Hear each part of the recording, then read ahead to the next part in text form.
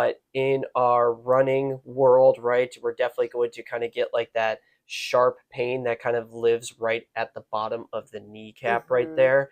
I've kind of noticed, I think usually typically with runners, if it's front of the knee pain, they're actually going to complain more on impact. So there's Mm-hmm. kind of like the initial heel strike and then the follow through mid stance and then the power off. More of that anterior knee pain is going to shoot when they hit that heel strike. Is Mm-hmm. that typically what you see as well too? Yeah, a lot of times with that heel strike, right? Because a Hmm. lot of times their leg is then locked, right? And Yes, all that force that we talked about is shooting straight into that knee and it's causing a lot of issues. The other 100%. time I will see it is with that full push off or the kickback Hmm. as they're, cycling through their gait, just because it puts that knee on a stretch. That's true too. So it Yep. fires the quad a little bit. Yep. But that's not quite as common. I think heel strike is probably the most common complaint that I see with that gait. Right, right.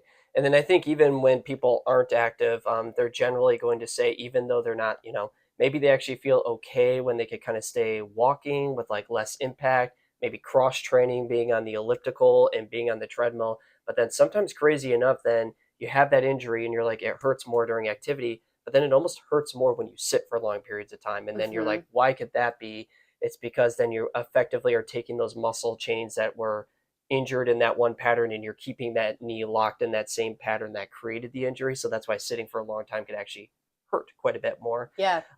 I don't know if you've seen that as much, but I've seen that, and that's been a big educating point in our chiropractic office to help people understand why sitting actually is impacting lower extremity pain. Yeah, definitely. We actually call that the movie theater sign. I don't know if you learned that in No, I never school, heard but that. That's cool. where you you sit in a movie theater for 2.5 hours watching a movie and you get up and your knee hurts, Yeah, right? yeah. We see it a lot with our student athletes because they have to go sit in class, right? They work out in the morning and then they have to go sit in class for 3 hours and they get up and they're like, my knee hurts, And everything right? recontracts and tightens up, right?